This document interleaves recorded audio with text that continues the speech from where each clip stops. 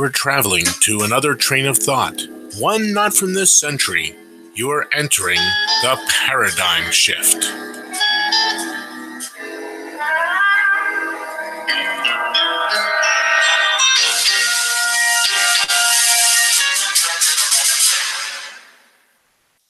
Well, good morning. This is the paradigm shift for, what are we in here? We're in May still, May 24th, 2018. Holy cow. It's almost June. I couldn't remember if it was June or May or what we were still in. Anyway, it's been a while since we've done a paradigm shift. I've been a little remiss in doing it. I've been taking, did take a little time off and go out to Utah. And you're going to hear more about that in the next hour when Suzanne and I get together with Suzanne and do the Wasatch Report, which will be live at 10 a.m. immediately following this show. Well, actually, it'll be a few minutes after this show because I want to cut this out early. This isn't going to be quite an hour today because I need to prepare a few things for Suzanne's show. So what I'm doing is I'm looking for a file here because I'm on a screen share here in just a moment. If I can. It's not working out too well. So anyway, what I was going to talk about, and I'm trying to screen share, and I'm just not having much luck. If I had a... Okay, there. Maybe I can do it. Let's give it a shot here. And I asked a question on Facebook. Oh, it's not going to work. Okay. I won't do it. Okay. So I asked a question on Facebook of the people that were following our local representative for the 23rd District of New York. Now, most of you know that I live in PA, work in New York. Because I work in New York, I technically live in New York because of different laws. So I asked the people of the district that I'm represented in New York under the 23rd District, and his name is Tom Reed. He is just a typical party hack. My question was to that group, who does Tom Reed represent? And I'm this audience here, I'm sure we have people that will get this right off the bat and they know the answer to it. The first answer I got was Trump. And the second answer I got, let me get the picture so I can read it here. The first answer was Tom represents Mr. Trump. The second answer was, as should every elected official in the country. And I tagged the person that gave the first one. I said wrong answer. And I tagged the person, and for the second answer, it said, seriously, wrong answer. So I'll read you that person's response. And here I was under the impression that our elected officials were bound to represent everyone in this country. And they take an oath to do so. Silly me. Maybe the swamp just turned into the Black Lagoon creatures of, I don't know. This doesn't make a whole lot of sense. I go Donald Trump. Yeehaw. Put them all on Guam and send in the clowns to tip it over, right, Maxine and Chuck? Doesn't make a whole lot of sense. But the takeaway of this is that he was under the impression that our elected officials are bound to represent everyone in the country. And to which I responded, wrong again. So, who does your representative actually represent? I mean, it really isn't that hard a question. Who does your representative represent? In Tom Reed's, for Tom Reed, it is the people of the 23rd District. It's not Donald Trump. It's not Paul Ryan. It's not the Republican Party. And it's most certainly not the quote unquote American people. Who elects him to go and be their representative? The people of that district. So your representative from your district, who should he or she be representing? It most certainly is not all the above that I just listed.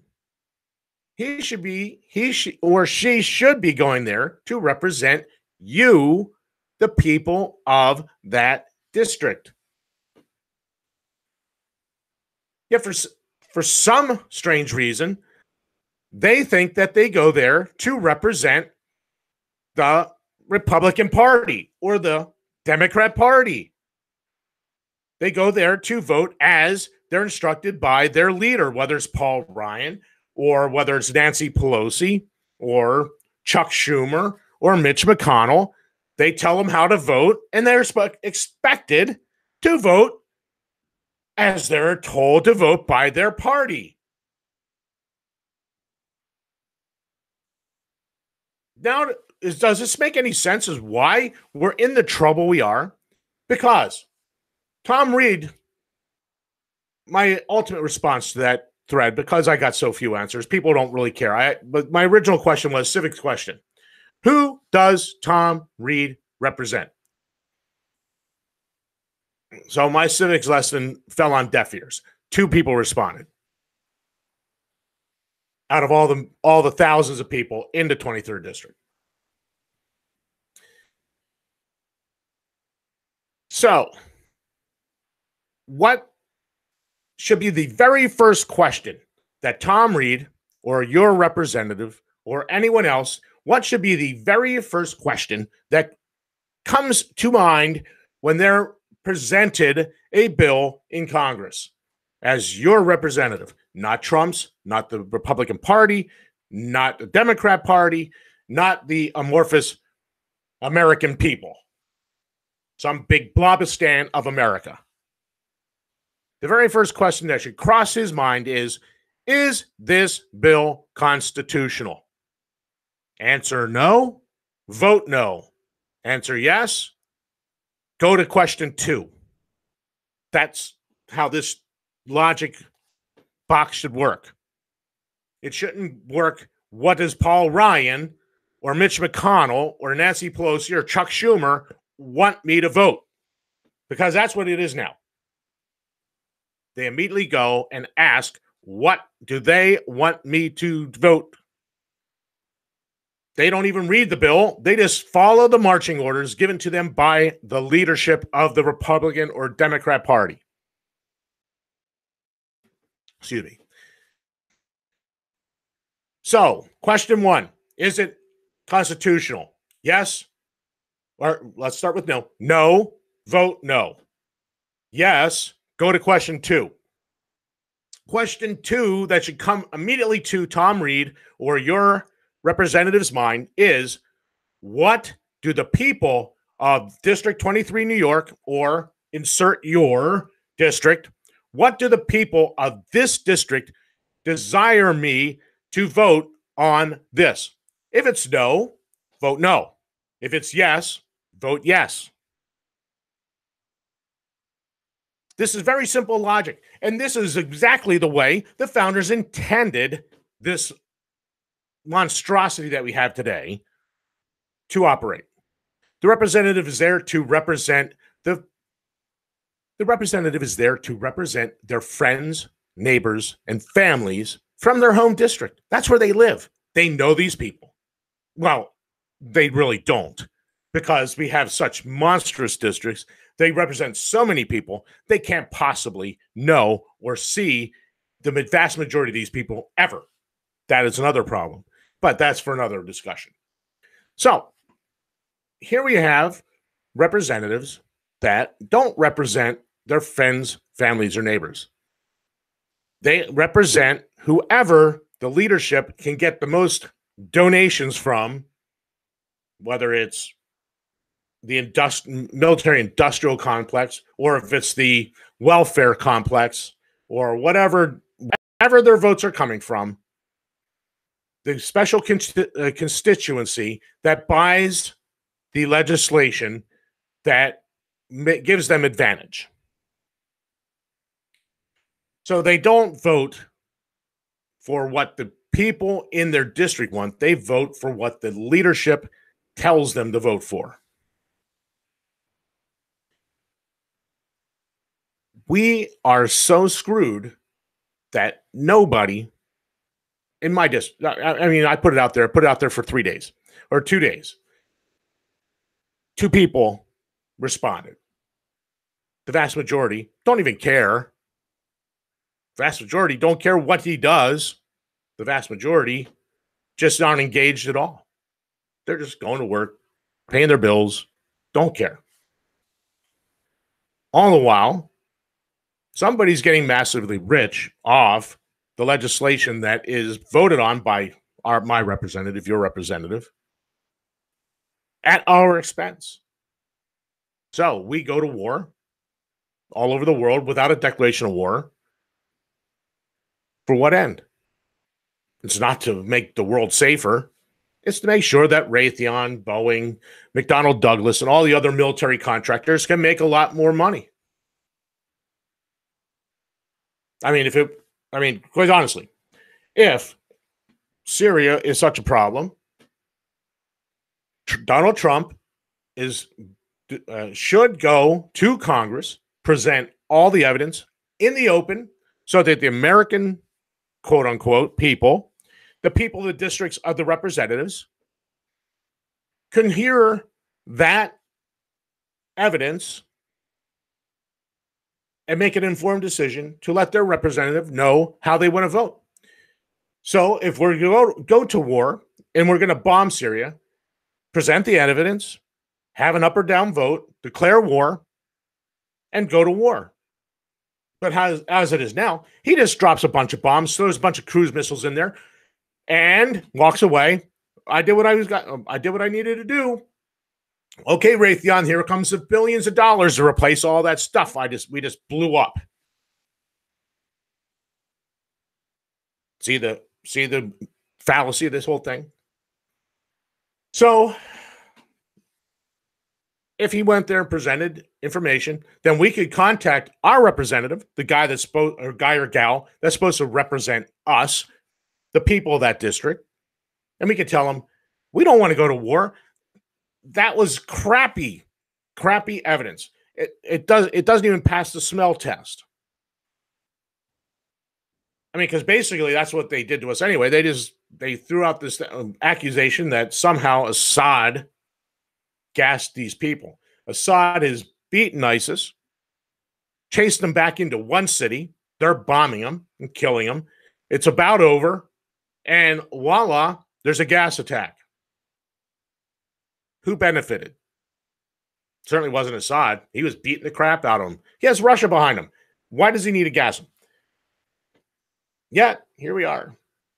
We're bombing Assad without a declaration of war. And on flimsy evidence, matter of fact, no evidence, just an accusation. And who benefits from all of this? Number one, who benefited from the gassing? ISIS. They got a big recruiting tool. Assad didn't get anything out of it. He got bombed by the rest of the world. Got accused of doing something that I can't see the logic. I don't see how there's a possible reason why he would do it. He's beating the crap out of him. And like I said, he has Russia behind him. There's nothing to gain for Assad. Yet there's a lot to gain for ISIS to have this accusation. And they don't care about who they kill to reach their ends. They'll kill anybody to reach their ends. So, I mean, there's a lot of logic there that suggests that perhaps the one that did it is the one that's going to benefit from it. So, had there been a debate in Congress, we could have talked to our representative and said, listen, no, we don't want to go to, we don't support war there. And he would vote if the system actually worked like it's supposed to work. He would vote no, because we talked to our representative and told him how we felt about this. Yet here we are. We had Tom Reed and many of the others praising Bush for bombing Assad, the evil man in Syria.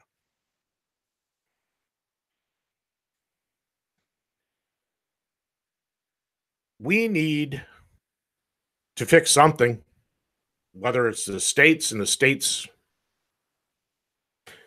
tell these people to stop. That's ultimately what should happen. I don't see the states doing that because they're too dependent on the gravy train out of Washington, D.C.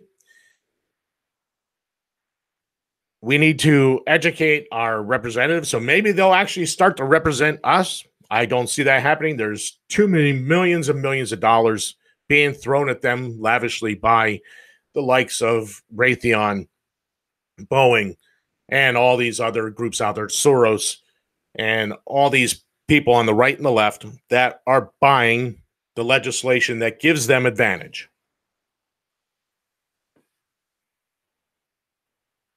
So really, when it comes down to it, our American government is up for the highest bidder. Who will pay the most to buy that vote? We aren't representatives. We don't have representatives. We don't have representation in this taxation. So how's this taxation with representation working out for you? I mean, seriously, how's it working out for you? I mean, we have representation, and it sucks. We had a revolution over taxation without representation. Their taxation was nothing compared to what we're paying today. It was a pittance of what we're being taxed today. They steal everything. I had a story come across. I was looking at someone posted about the state troopers in one of the states. Their radar detectors detect more. I think I didn't even read the article. Didn't care. I think it was talking about it. We'll see if you're on your phone or whatever. I don't care. All it is a way for the crown to separate you from more of your wealth. That is all law enforcement has become today.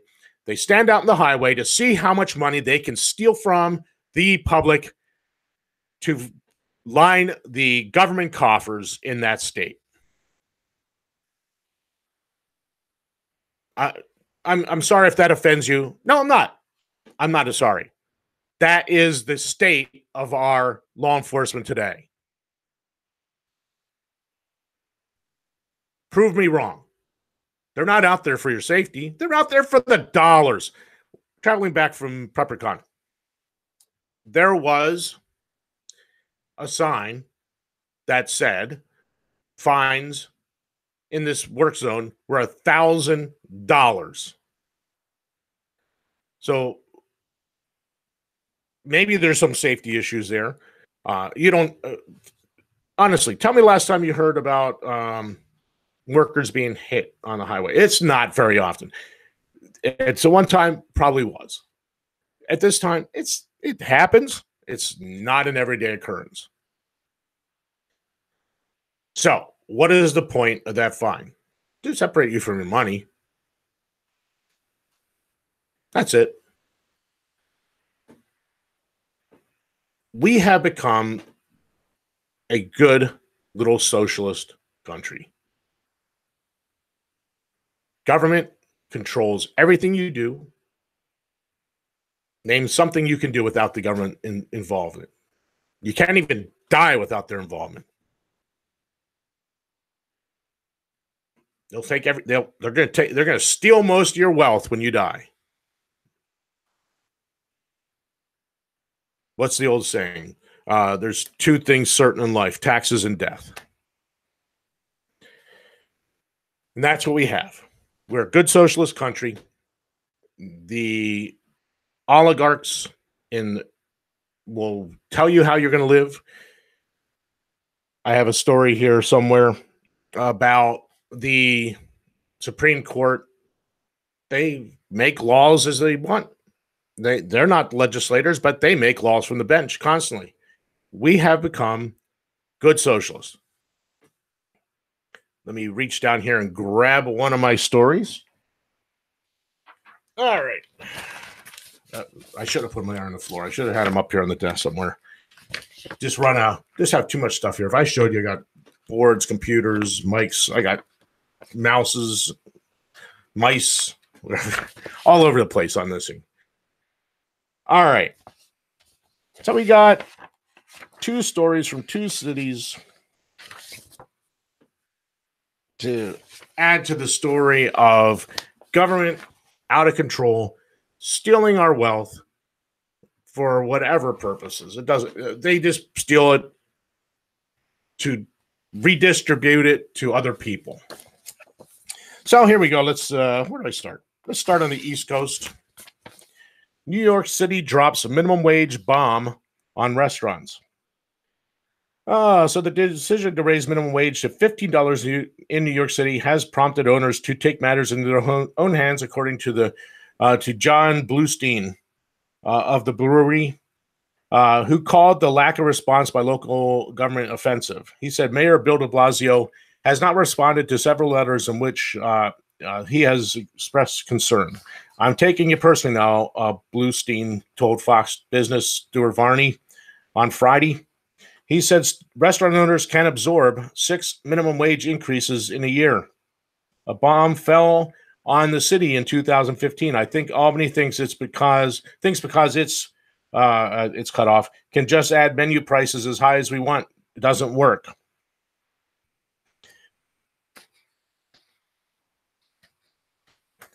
So they're pushing for a surcharge to offset the costs or something, so we have.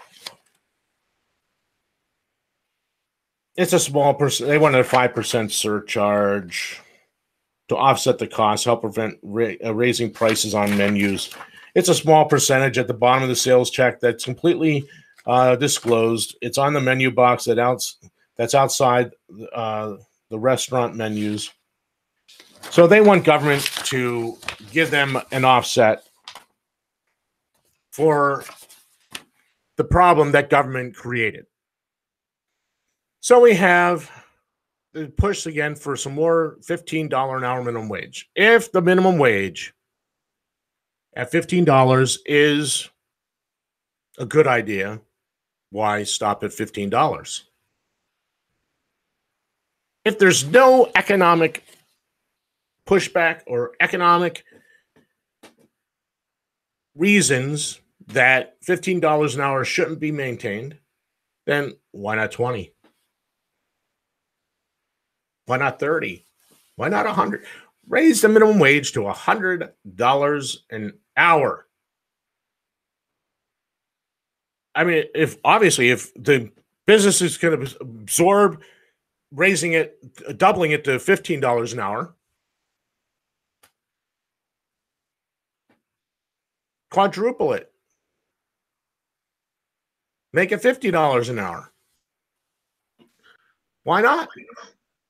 If they can absorb it, what difference does it make?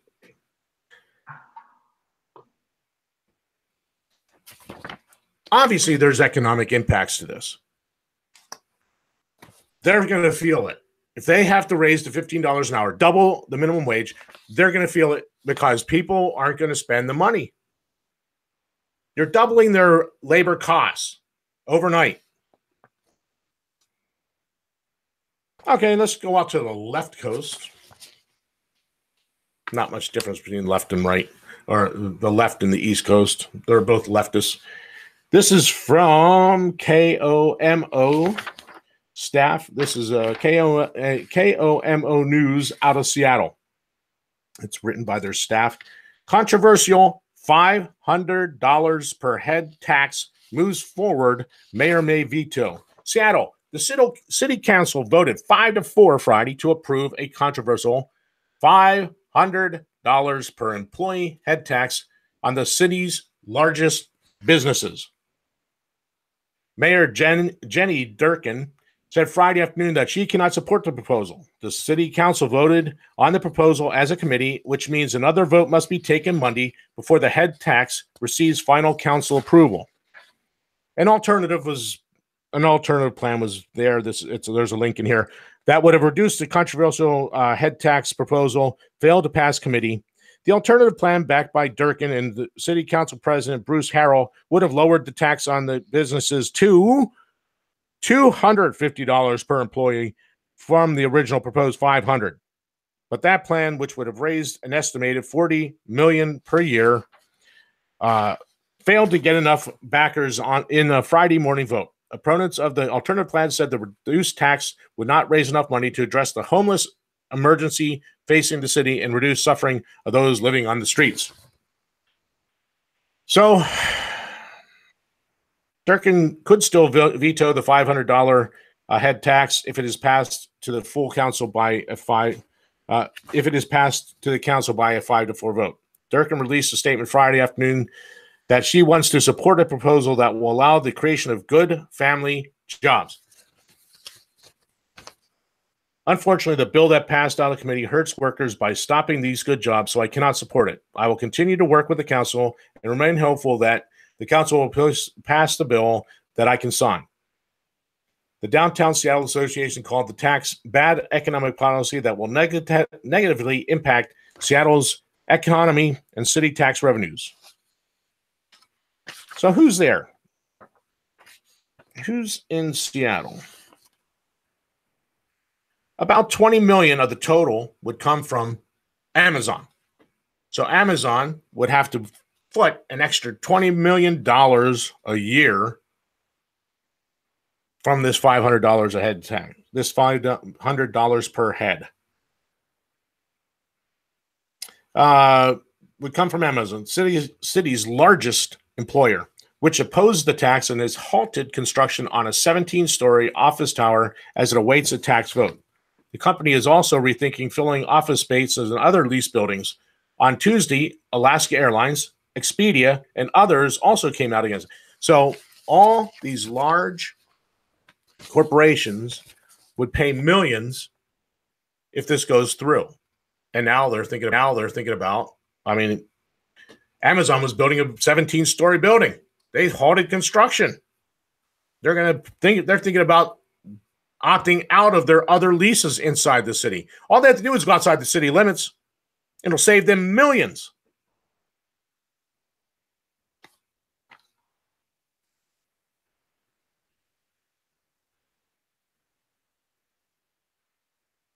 Where are we going with all this? What is the point? Why are we even a union anymore? This has just become one big steal from as many people as you can to do whatever you want with the money. Name your victim class that is going to have money redistributed to it from those that make. Those that are parasites are pretty much now outnumbering the makers, the ones that make the wealth. Here we are talking about economic plans that will severely impact people's ability to do business. New York City, $15 minimum wage. People are going to, at some point, people are going to stop going to these restaurants. Once those bills, honestly, McDonald's, if they're there, they're going to be paying $15 an hour per person or for employee. So what do you think that's going to do to the price of the burgers there? They're going to go up. Are you going to go to McDonald's and pay them $10 for a quarter pounder with cheese? Not the meal, just the burger.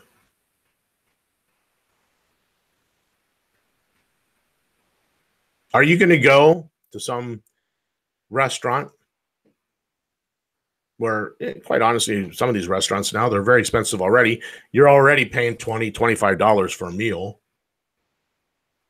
You're going to go in there and start paying $40, $45 for that meal?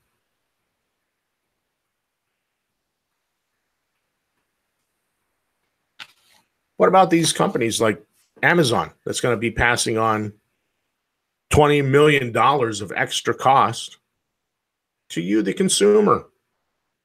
So that thing you just bought that used to be $10 is now going to be $12. That's not a big impact because they're so big and selling so much. But you know what? Things are going to get more, cost more. On top of that, Seattle's pushing for this $15 an hour minimum wage. So they're raising their costs there. And they're one of the largest employers. So there's lots of people. So that's more cost that's going to be passed on to you. We need to rethink government. We need to rethink what had this discussion on another link. Suzanne, I saw, jumped in the room. She knows the link I'm talking about. I quoted one of my most favorite people from the founding era, Patrick Henry. What is the direct end of government? We need to start getting back to that whole founding principle that government should be there to defend liberty. It's not there to get us stuff. It's there to defend liberty.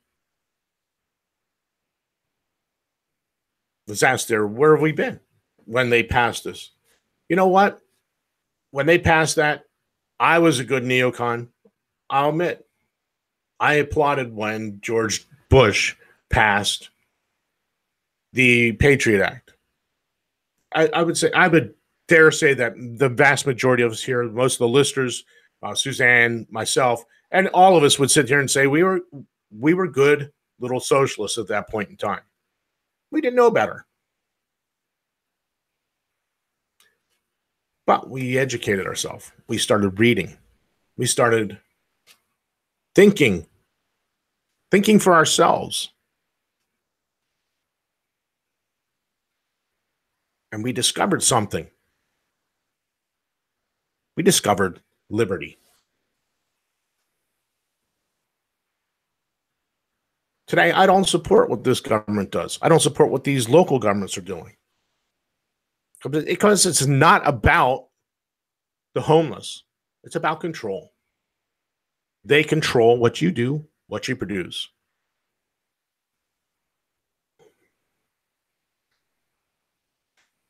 Whether it's $500 per head or $250 per head, it's something we shouldn't be doing. Whether it's $15 minimum wage or $7.50 minimum wage, it's something we shouldn't be doing. It's not government's job to decide what you make.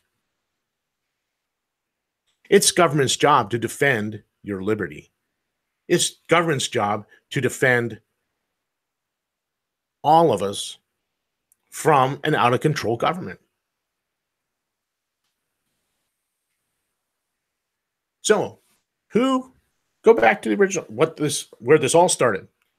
Who does your representative represent? That's where this whole discussion started out.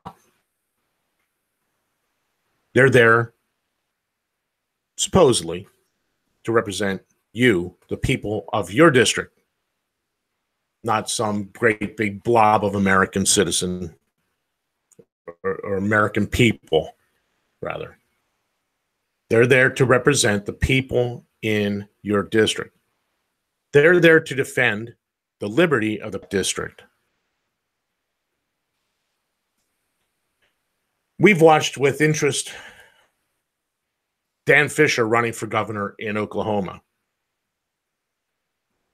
because he gets it. He gets that he is there to if he would be elected governor of Oklahoma, he is there to defend the liberty of the people of Oklahoma, not there to worry about what people in Massachusetts want or California. He's there to represent and defend the liberty of the people of Oklahoma. And to that to do that, he's even said that he would say no to the general government, even if the court said you can't abolish abortion. And that's the other part of his platform that we totally applaud, is that he is an abolitionist for the English speakers out there. He's not going to play this game anymore of being for just a little murder. We're going to just control how much murder we have. No, all of it is murder, and all of it needs to be ended. So the solution is we need to start electing people to these offices that get it, that get that their job is to defend the liberty of the people in their district, not to go to Washington, D.C. and vote for the stuff that Paul Ryan and the Republican Party wants you to vote for, or Nancy Pelosi and the Democrat Party. We're equal opportunity offenders here. It's not to go there and defend them. It's to go there and defend the people of your districts. Now, when it comes to, let's expand this a little bit. When it comes to the Senate, who, according to the original intent of the Constitution, who were they there to represent? I mean, it was changed when the 17th Amendment was passed and we got direct election. So now they don't represent the original intent. Who, according to founding documents, were the senators there to represent?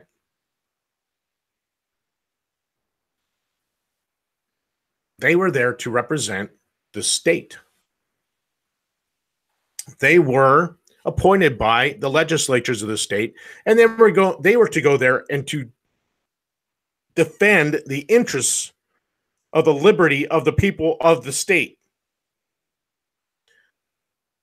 So, name your senator.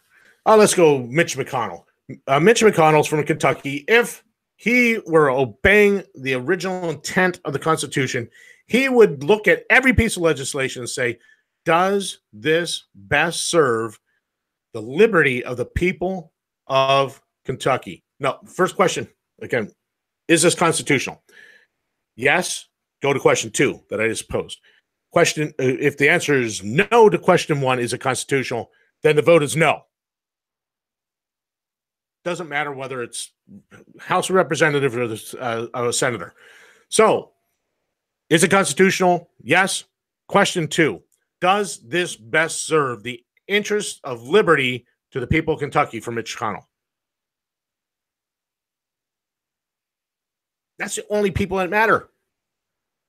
He doesn't represent New York. He doesn't represent Louisiana. He doesn't represent Kansas. Doesn't matter what those people want. Doesn't matter what's best for them. It's only the people of Kentucky.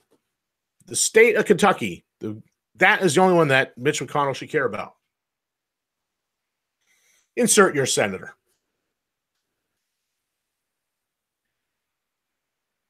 Founding principles matter.